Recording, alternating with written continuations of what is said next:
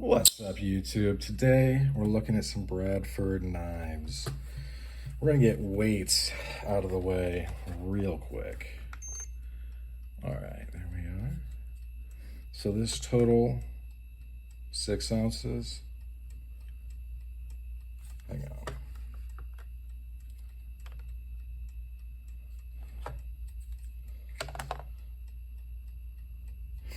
That makes sense. This also doesn't come with this tech lock, which it's like 10 bucks.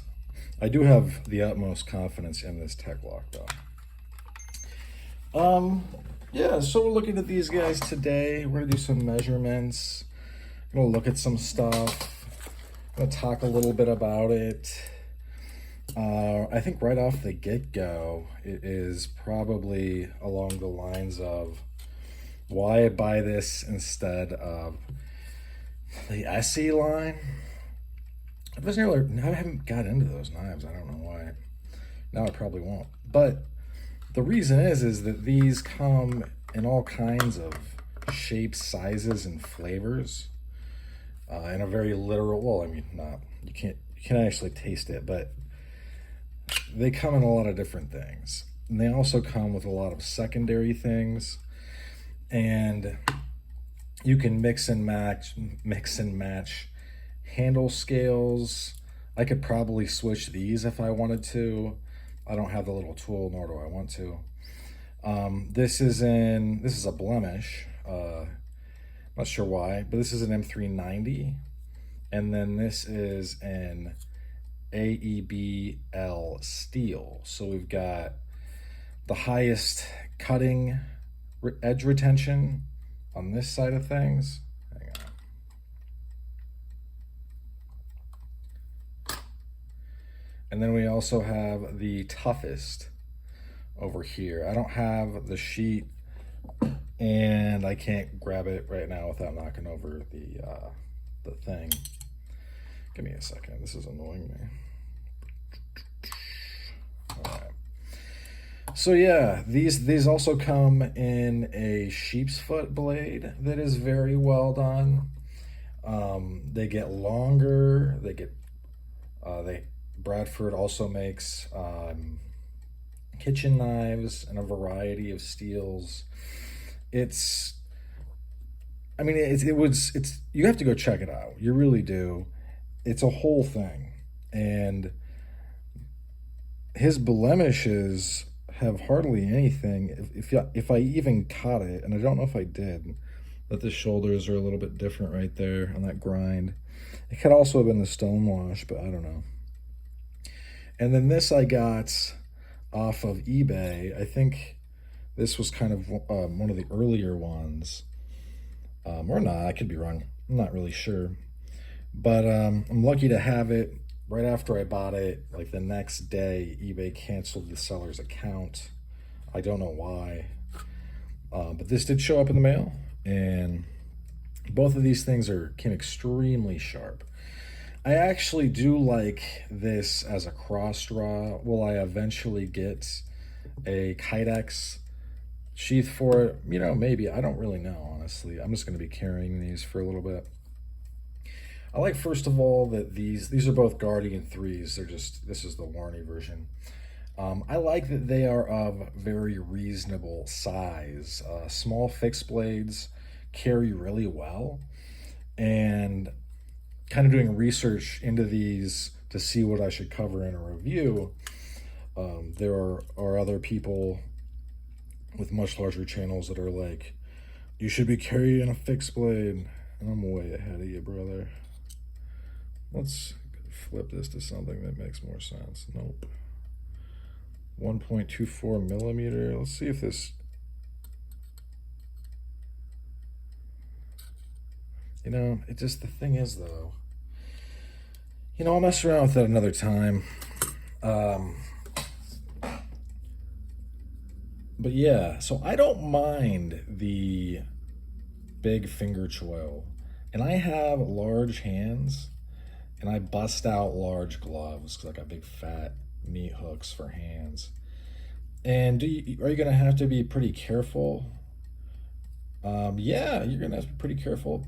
but it kind of combines elements of other knife handles, knife handle patterns, I should say, not specific models, like a bulbous end for pulling. This is going to help you pull. Also, that bulbous end is going to be encased here in case you had to thrust.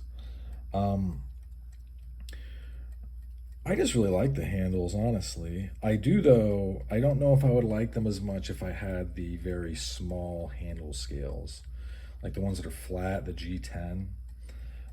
This is micarta and this is micarta, so, or maybe this is G10. I don't think it is. I think this is micarta. I think they're just, this has been very useful. And I get that these are both kind of small for combatives, but the way that it sits, if I had to, say somebody grabbed me, I had to snatch this up, all of a sudden I've got it in kind of a Pakal style. I'm wrecking you, I'm wrecking you. But I mean, these are, I think, I can say pretty confidently, well, they're called the Guardian. I think any knife, to quote Houghton Fancy, almost any, can be used in a defensive role. I just think these are primarily utilitarian. I think they're a really great value. This was like $100 off of eBay. This was $150 with the sheath, but not the tech lock. So this would be the same price if I were to go get the $45 Kydex sheath and order the tech lock.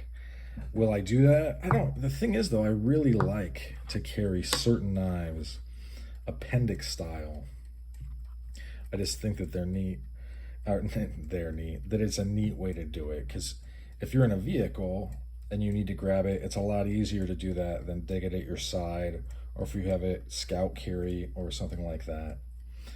I saw that there was a gentleman that really hated the shape of the handle. Yeah, if you don't like this, you're not gonna like this knife. But you shouldn't have an issue selling it, I wouldn't think. But I actually really like this, like what I think would be, if there was a hilt, this would be a sub-hilt kind of. And it does help you really lock it in. You're using a lot of the knife. I don't know if I would use it like this at all, or like this at all. You're pretty much getting one handle position. And then as far as this, like, I wouldn't feel too comfortable with this one doing that. For some reason I do for this one a little bit more. But basically you are, in any type of non-crazy scenario, you're going to be using it like this. And I haven't had a chance yet to use these a great deal. I've used this a little bit for just like light stuff. I don't really consider cutting cardboard using it. I mean, if I were to sell it, I would say, yeah, cut some cardboard. But as far as like a review style, this is what I did. Cutting cardboard, I could cut cardboard with a piece of glass. I mean, it's not that impressive.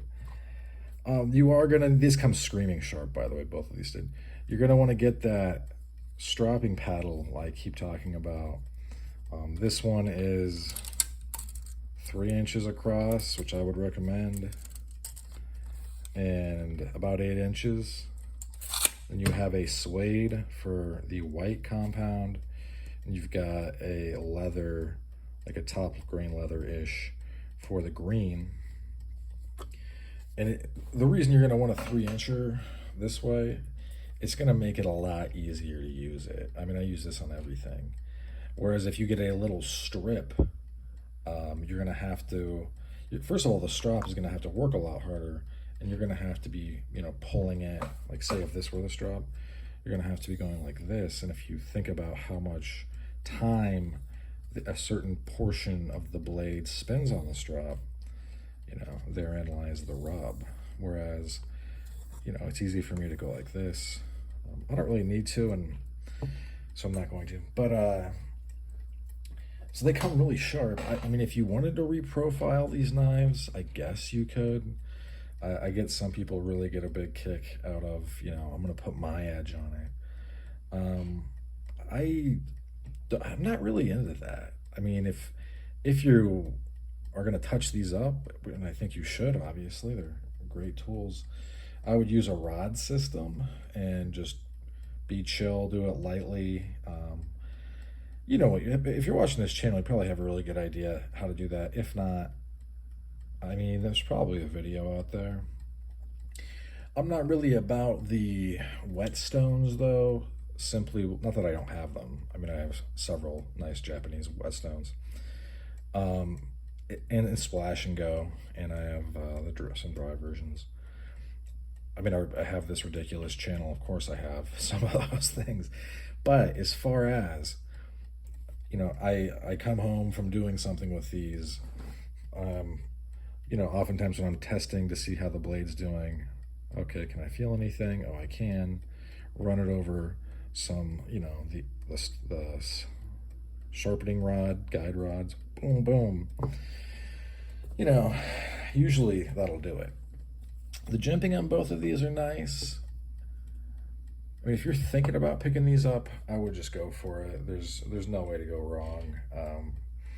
They do have blemishes, and if you sign up for their website, you'll get an email. And there's all kinds of blemishes. I'm sure there'll be more in the future.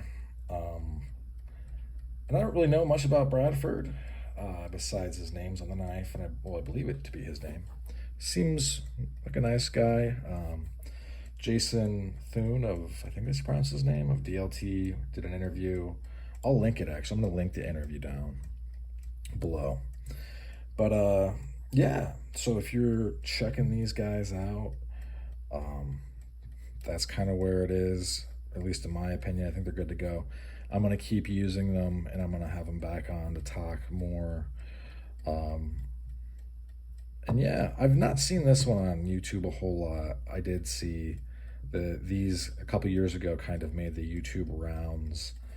And if you were looking for a 1095 type steel, I believe, what is it? N690 Bowler? I don't know. There's one like that with a fine grain structure that I think would do well. Maybe, I don't think he makes them in 1095 though. I don't know. But this would be a good size for 1095 in my opinion. But getting out bigger, once you get into the bigger ones, it's more like a 3V, stuff like that, where it makes obvious sense. He's also got Magna Cut and stuff like that.